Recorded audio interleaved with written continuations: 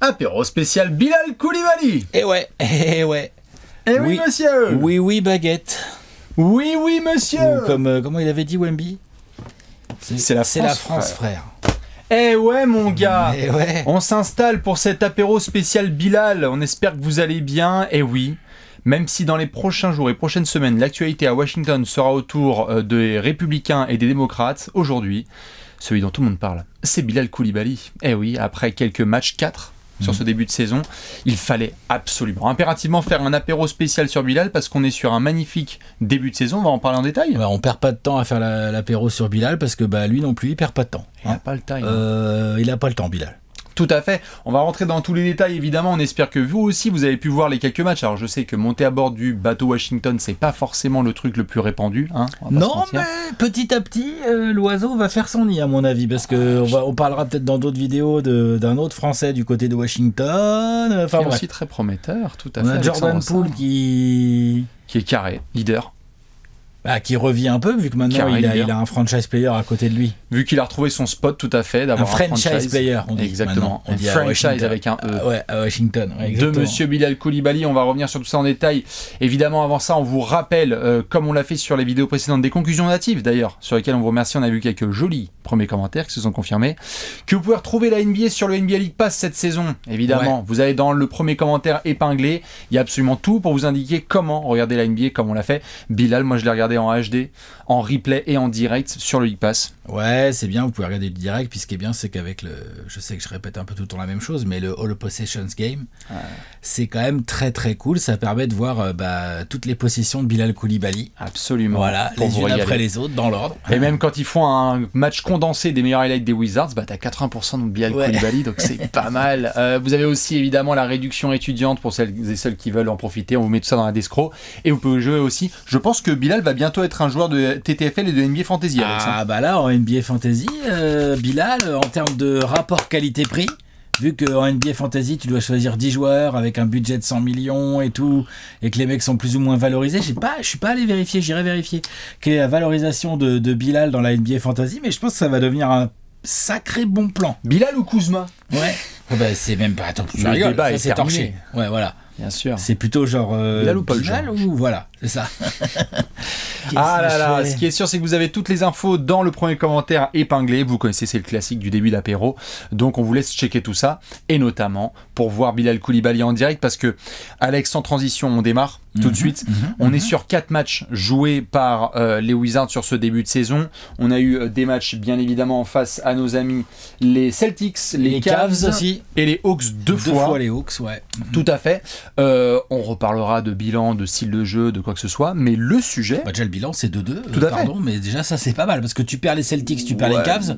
Quand tu regardes le début de saison des Celtics et des Cavs, tu peux te dire bon... Oui, voilà. Tout à fait, mais t'as joué 2 fois Atlanta, donc c'est cadeau comme on dit. Ouais, ça c'est vrai.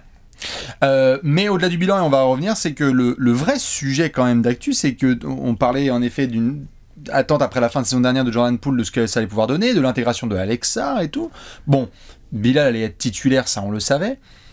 Mais là, en espace de 10 jours, tout le monde à Washington parle de Bilal Koulibaly, et même lorsqu'on pose la question de quel est le meilleur Français sur les 10 premiers jours de la saison NBA 2024-25... il y a une discussion potentielle. Il est à Washington, hein, frère. Ouais. Il est à Washington, je te jure que sur les 10 premiers jours de la saison régulière, il est à Washington. Oui, je veux bien éventuellement l'entendre. Ouais. Non, t'inquiète, c'est le cas. Hein. Allez, parlons de Bilal, justement, de ces 4 premiers matchs. On a eu donc évidemment un premier match, je donne les stats, et après on va pouvoir entrer dans les détails, à 8 points et 6 rebonds et 6 passes face aux Celtics. Tu affrontes évidemment le champion en titre dès ton premier match à la maison. Défaite, un match à 23 points, qui était à l'époque son record en carrière, 23 points, à 4 sur 9 à 3 points face aux Cavs. Et puis après, on a vu les 2 matchs face aux Hawks de Trae Young. Quand tu vois le début de saison là, de Bilal et tous les comparos qu'on a pu avoir un peu sur les réseaux sociaux, c'est quoi qui te saute le plus aux yeux là quand tu vois ça?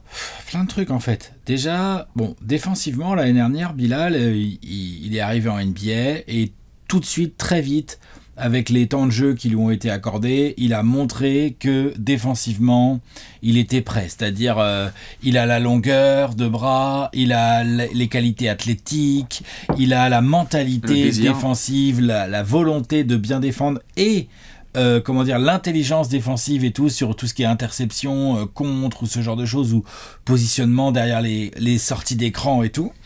Et donc là, ce qui est très intéressant cette année, c'est qu'il revient légèrement, pas trop non plus, mais légèrement plus tanké que l'année dernière. Il est passé à la salle. Ok. Et que du coup, il exploite tout de suite ça défensivement. C'est-à-dire que quels que soient les matchs auxquels il a participé, on lui envoie toujours des grosses missions défensives. Ça reste le meilleur défenseur de tout Washington. Ah, ça, large, de très très loin.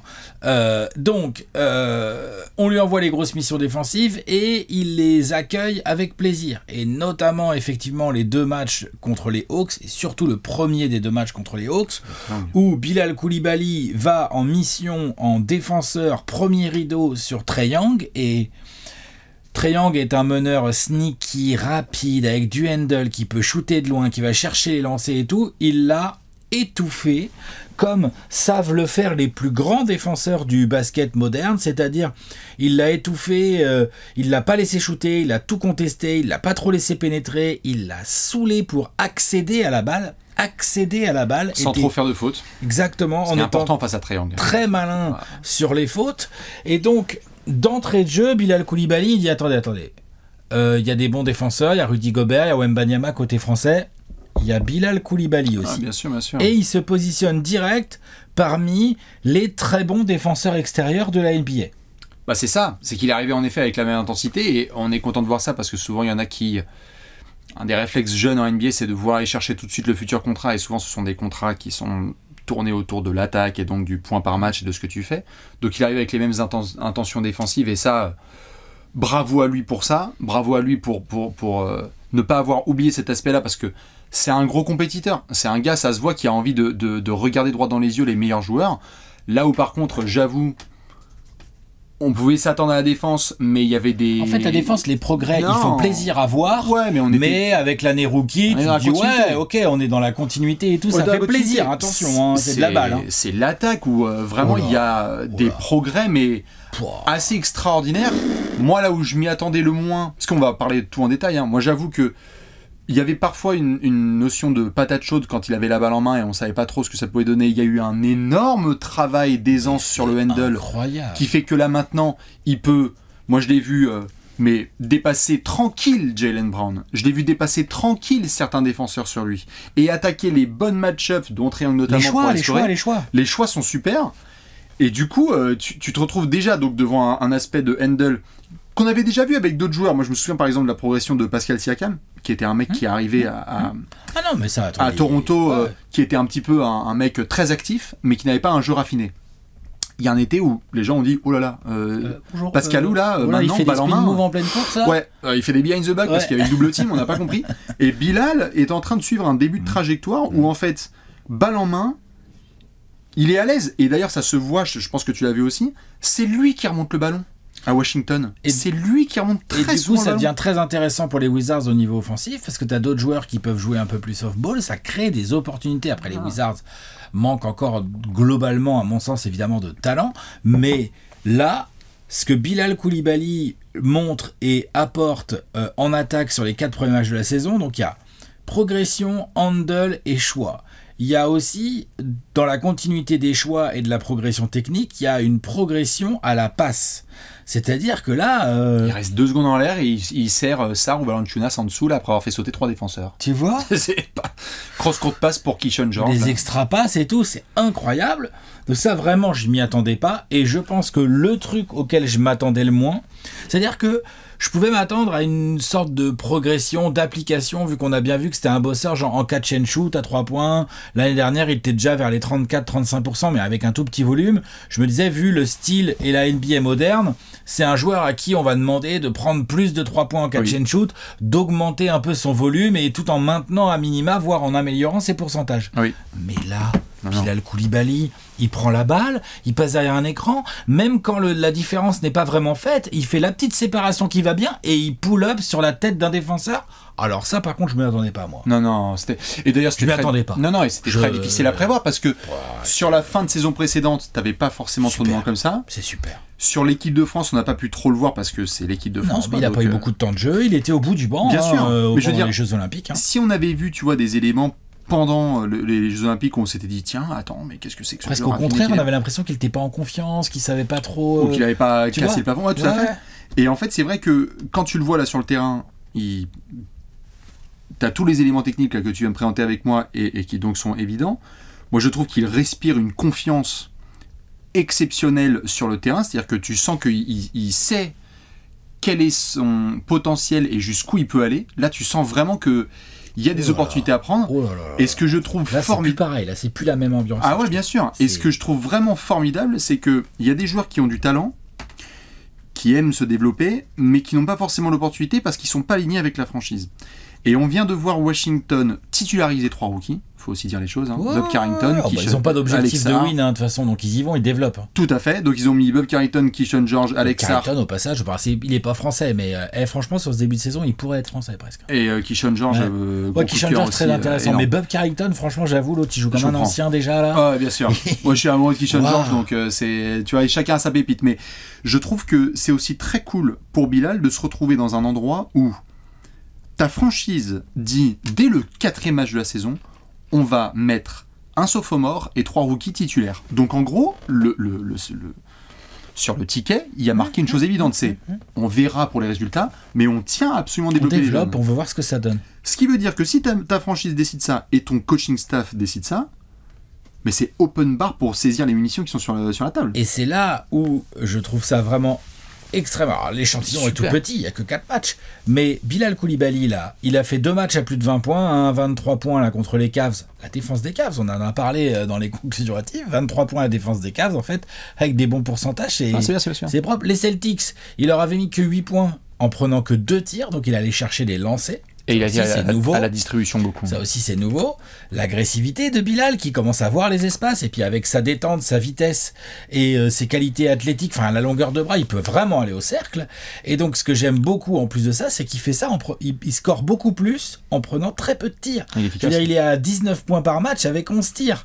Et donc ça, c'est extrêmement intéressant. Et puis pour finir là-dessus, il y a cette espèce de truc des gros joueurs là, où quand tu le regardes, t'as l'impression que ça va pas hyper vite ce qu'il est en train de faire, que c'est un peu genre smooth, tu vois, genre évidemment si je voulais balancer des gros noms pour faire des comparos, ben moi je le dis tout de suite, moi je dis il me fait penser à Kawhi Leonard quand il était en train de se développer aux Spurs. Moi je vais lui laisser le temps direct, non mais il me fait penser à... Voilà, je m'en fous, je veux qu'il devienne Bilal Koulibaly, je m'en fous des autres, mais il me fait penser à lui parce qu'il y a déjà le côté défensif, et là ce qu'il est en train de proposer en attaque d'un joueur à la base assez raw, comme disait c'est quoi en français, frustre, c'est diamant brut. C'est diamant brut, tu vois. Il est en train déjà là de montrer des trucs. Il y a encore de la marge, hein, mais il est déjà en train de montrer des trucs sur des moves simples. Il n'y a rien à faire. Tout ce que tu peux espérer, c'est que son petit step back avec la séparation, ça va pas rentrer. Tu peux pas vraiment bien défendre ces trucs-là, on le sait en NBA. Il y a du Kawhi. Paul George, pas trop, moi je trouve. Non, moi je vois du Kawhi, Moi je vois du Jimmy aussi, des tout débuts de Jimmy Butler lorsqu'il était à Chicago. Il y a vraiment eu de ça. Alors Jimmy est arrivé plus tanké, plus musclé. Mais il y a du ça vraiment parce que Jimmy était brut offensivement. C'est devenu un joueur raffiné. Excellent technicien au fur et à mesure parce que c'était un bosseur de malade. Mais quand il est arrivé avec les Bulls, c'était même pas un 3&D, c'était un D qui était envoyé par Thibodeau en défense sur le LeBron de Miami. Il y a ces ailiers-là, on lui souhaite évidemment son truc, mais je crois que comme on l'a dit, c'est important de rappeler qu'il faut laisser à Bilal Koulibaly la possibilité de devenir Bilal Koulibaly, c'est-à-dire il prend son temps, il crée son propre chemin. J'allais te poser 2-3 questions, je fais un quiz. Vas-y. Évidemment, vous pouvez tous jouer. Nombre de matchs avec minimum 20 points la saison dernière. J'en sais rien. 1, 2. Ok, tu vois. Il en a déjà autant. Il en a déjà 2. Là. Voilà. Nombre de matchs la saison dernière avec plus de 12 tirs tentés. Franchement, il doit pas avoir beaucoup. Allez, 6. 3. Vache. Et on est déjà à 3 là. Oui. Donc, rien que dans les chiffres, dans les tentatives, parce que les points, ça va, ça vient, comme tu l'as dit, il faut être efficace, mais si t'es plus gourmand dès le début de saison, ça veut dire que, à moins que tu surprennes tout ton coaching staff et que t'aies complètement craqué le plan de jeu, non. Ça veut dire que c'est ça qui est prévu. Travail. Ouais, exactement. C'est ce qui est prévu. Et donc, surtout en NBA. Tout à fait. Encore plus en NBA, t'as raison. Et donc ça veut dire quoi, que quand on voit Bilal à 10, 12 tirs, 13 tirs, on peut s'attendre à ça toute la saison à venir. Ouais, je pense, ouais. Ça fait je veux bien que tu regardes une autre stat, là. Ouais. Combien il avait de lancers l'année dernière? Combien il a shooté de lancers par match l'année dernière? Et combien il en a là? Bon, c'est que 4 matchs, hein, mais... Il est passé de 2 à 4,5. Et voilà. Tu doubles tout, en fait. Tu doubles tout. Et ça montre aussi que comme il rentre des tirs, les défenseurs s'approchent un peu. Et mon Bilal, lui, il y va, il pose la balle au sol, il va au cercle. Complètement. C'est génial, c'est génial.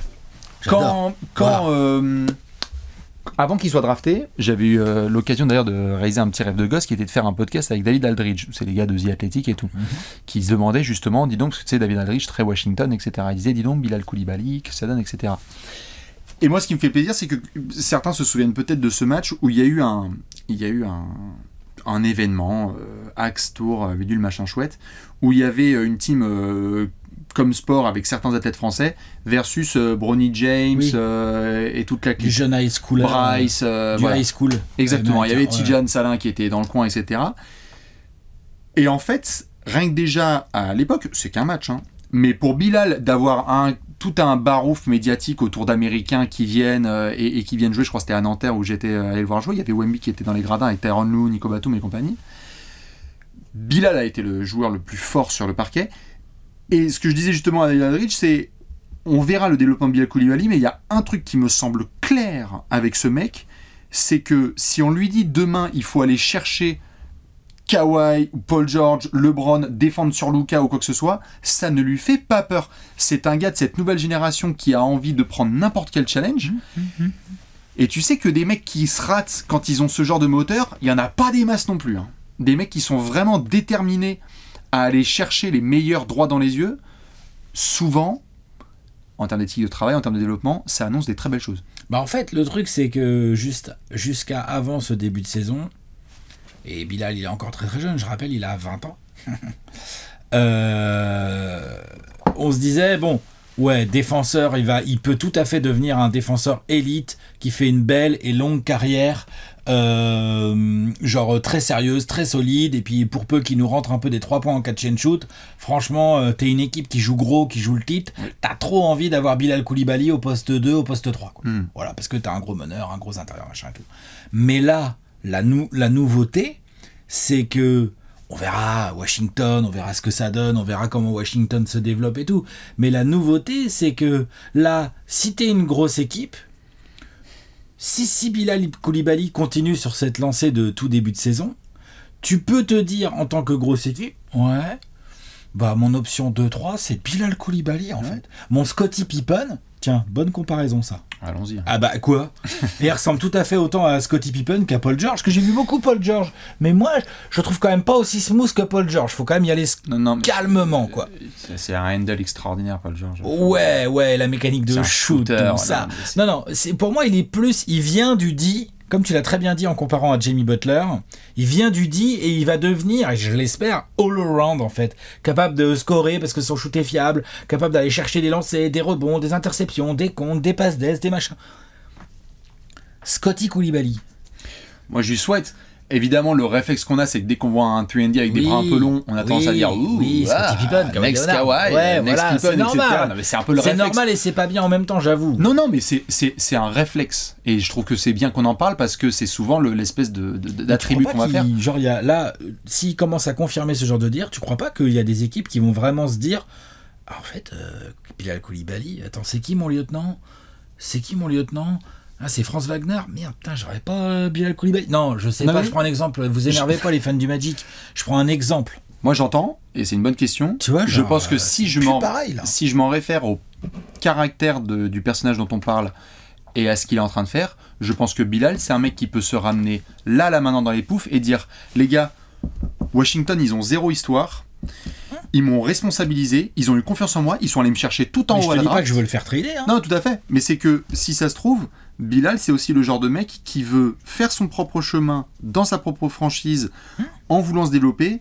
Je sais pas jusqu'où ça va aller parce que il y a aussi un truc, évidemment, là on est au bout de 4 matchs, c'est que faut tenir dans la longueur. Hein. C'est que je souhaite à beaucoup de gens d'avoir cette situation que Bilal utilise parfaitement, qui est d'être peu dans le scouting report.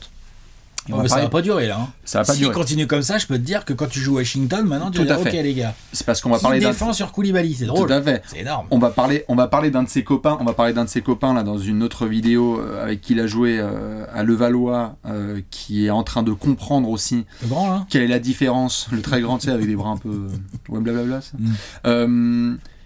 Qui est en train de comprendre que désormais le scouting report. Ah oui, bien sûr. Il est intégralement tourné autour de toi. Bien sûr. À Bilal de pousser pour moi le curseur le plus loin possible sur ce qu'il peut faire dans un registre de jeu qui est très ouvert à Washington. C'est, on n'a pas trop d'attentes, vas-y éclate-toi et emmène-nous jusqu'où tu as envie de nous emmener. Mais j'ai hâte de faire le bilan à Noël, j'ai hâte de faire le bilan quand il aura eu 2-3 matchs où il y a des défenseurs qui vont faire bon, il est sympa là, Baguette. Hein, mais... Tiens, bouge pas, moi je suis Lugensdorf. Oh là là, tu vois, Iman Shumpert, elle est là, ta compa. Enfin, tu vois, genre, si ça se trouve, il y a des mecs qui vont dire bon, t'es gentil, c'était bien de défoncer la défense des Hawks, maintenant tu vas te calmer. C'est là que j'ai hâte de voir en fait la suite pour Bilal. Mais quel bonheur, quel bonheur. J'allais te poser une question. Il regarde les apéros, Fred Fautou ou pas? Bah, évidemment, bien sûr. Fred, on le salue d'ailleurs. Parce que mon gars là. On sait qui c'est ton 2 ou 3 titulaires, tu l'as. T'es bien, t'es tranquille. Il y a un Euro là l'été prochain. Bien sûr. Mais de toute façon, là, sélectionneur de l'équipe de France, alors c'est un fauteuil très brûlant et tout machin, mais putain, tu regardes les matchs de basket en ce moment en NBA, en Euroleague, tu fais bon. Ou en Betclic Elite, tu fais bon, dis donc. Oh bah dis donc, mais c'est que comment je vais faire? Je sélectionne qui là? J'ai du choix en fait. On peut envoyer 2 équipes. Ouais. Oh la vache. Non, c'est pour ça, Bilal, il y a aussi un truc, on est en train de faire un deuil, un petit deuil, hein, mais quand même par rapport à un des plus grands joueurs de l'histoire de l'équipe de France, Nicolas Batum, qui a été un titu ailier tout le temps dans son registre, qui a fait parmi les plus grands résultats de l'histoire de l'équipe de France. Nico, franchement, il laisse ça entre de belles mains. Hein. Franchement, je sais pas à quel point Nico et Bilal sont proches, etc., mais il y a on en parlait tous les deux dans le métro la dernière fois, il y a une transmission dans certains des moves de Bilal Koulibaly, clairement. Et il y a une transmission en fait qui peut être faite, qui peut être formidable pour l'équipe de France, où Bilal et Victor s'entendent très bien, il y a d'autres garçons avec qui ils s'entendent très bien, et j'aimerais voir si les Jeux Olympiques de 2024 c'était un petit peu la dernière situation dans laquelle Bilal Koulibaly était en fond de banc. Oui, bah après, il faut voir comment ça se fonctionne pour lui avec le maillot bleu. Oui. Il s'agit aussi d'un tout un autre délire, c'est-à-dire il s'agit aussi de sacrifier entre guillemets des étés pour venir entre tes saisons et tout faire le maillot de l'équipe de France voilà est-ce que quand on fera le tome 2 de ça, est-ce qu'il y aura Bilal Koulibaly en couve? Oui, c'est ça la question. Ouais, parce que là il y a Nico, hein, normal. Mais voilà, ça c'est une question. J'essaie de voir, je pense qu'il y sera, j'essaie de voir par rapport à la question principale de plafond. Là t'as sorti quelques noms. Tu sais que j'aime bien parfois jouer au jeu du curseur. À l'autre bout, tu mets Scottie Pippen, Kawhi Leonard. Ça, c'est le plafond, le côté dinguerie, quoi. Le plafond Hall of Fame, quoi. Tu vois, genre. Moi, j'aime bien vraiment le côté Jimmy parce que je pense qu'il y a en plus dans la mentalité. Il est un peu moins dans la morphologie physique. Oui, c'est aussi sûr. Pour ça que je compare. Tout à fait. J'aime bien le côté vraiment. Je pense que Bilal, je serais pas étonné que dans la saison il y ait 2 ou 3 embrouilles de Bilal avec des joueurs de NBA aussi parce qu'on va pas le punk du tout. Il est là pour toute la fumée, comme dirait Jamorant. Est-ce que vous avez d'autres compas comme ça? J'essaye de voir un peu des 2-3 comme ça qui peuvent bien défendre. Michael Bridges. Hein. Je lui souhaite d'avoir ce shoot là de Michael. Parce que Michael, tu souhaites à Michael d'avoir le shoot de Bilal Koulibaly là? Non, parce qu'on se fout de la gueule de Michael, mais quand même c'est un shooter. Ça va. En carrière c'est bien quand même, hein, Michael. Non, mais pas bien sûr, attends, c'est vrai, il met des paniers, hein, bien sûr. Je sais pas, après, le plancher c'est quoi? Où est-ce qu'il en est par rapport à des joueurs comme, je sais pas, Jaden McDaniels, où est-ce qu'il en est par rapport à des joueurs comme Derrick Jones Jr., Denny Avdia qui était son coéquipier. Il faudrait un niveau de travail extraordinaire et de développement comme rarement on en aurait vu pour qu'il aille chercher techniquement, parce qu'il était extraordinaire à 19 ans, Brandon Ingram. dans le registre long, sur les ailes. C'est trop chaud. En plus, Brandon Ingram est quand même un joueur qui, à la base, est axé plus offensif que Bilal, qui vient de la défense. Ça se voit dans son jeu aussi. Ça veut pas dire que c'est pas attaqué, hein. Mais tu vois. Wiggins, ouais. Tu sais que Wiggins, c'est le 3-4e meilleur joueur d'une équipe qui allait chercher le titre. Mais bien sûr, tout à fait. Non, mais attends, c'est un mec qui a collé au basque de Jason Tatum et qui était All-Star une saison avec les Warriors, grâce au vote évidemment, mais qui était solide. Wiggins, bon, c'est un mec qui quand même pourra représenter des déceptions. Iggy, je lui souhaite, de ouf. Après, le truc c'est marrant, c'est que tu parlais physiquement.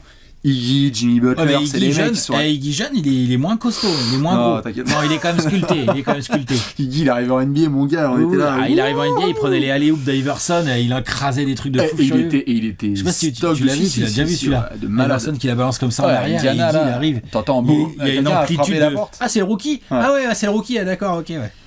J'essaie de voir d'autres gars, mais c'est quand même des très très belles comparaisons, quoi. On est dans ce genre de range, on est dans ce genre d'objectif, et le début de saison, tout d'un coup, je trouve, ouvre des nouveaux horizons. Moi, des horizons que je n'avais pas ouverts quand je pensais à Bilal Coulibaly. Je trouve que rien que ça, c'est super. Voilà. Après, on va voir où ça va le mener, on va voir où ça va mener les Wizards, on va voir plein de choses, il y a plein de paramètres encore. Je regarde juste une courbe de progression, et après, ça se trouve, c'est de la merde, mais je vais quand même aller checker pour voir les débuts, comment c'est passé. Là, déjà, rien que s'il arrive à maintenir le niveau statistique du début de saison, c'est fou. Tu sais que je lui... Tu sais que... C'est pareil, hein. L'autre, il est arrivé en NBA, il était incroyable. Tu sais qu'il y a du Jaylen Brown. Hein. Des débuts. Allez revoir Jaylen Brown au début, hein, un peu qui arrivait de Californie, qui était très stock, un peu un tout droit, mais qui apportait de la défense. Dans le développement de Jaylen Brown... On lui souhaite, hein. Qui est extraordinaire. MVP des finales, nickel, impeccable. Oui, mais au-delà de ça, en tout cas, un des meilleurs two-way de la planète, tu vois. Grave, bien sûr. Pas selon Steve Kerr. Si. Non. En tout cas, il n'est pas dans les 12. C'est de la politique. Autre chose sur le nouveau prince de Washington. Je crois qu'on a tout dit. À bientôt, hein. Évidemment, à Washington. On va essayer de suivre tout ça, d'aller le contacter, de le voir de très près, parce que vraiment, Bilal, il y a quelque chose de phénoménal à construire. Autour d'autres garçons, parce que là on a parlé beaucoup de Bilal, mais très hâte de parler de ses amis Wizards. Montez dans le bateau, on en parlait depuis des années. Bilal est en train de devenir une des têtes de proue, une des têtes de gondole de la French Connection. Non, mais de la French Connection en NBA. Ouais, mon gars. Là, ça se met aux Français dans tous les coins. Là. C'est la France, frère. Ouais. On vous fait des bisous et on se retrouve très vite pour d'autres petits apéros sur la chaîne YouTube Trash Talk. Ciao.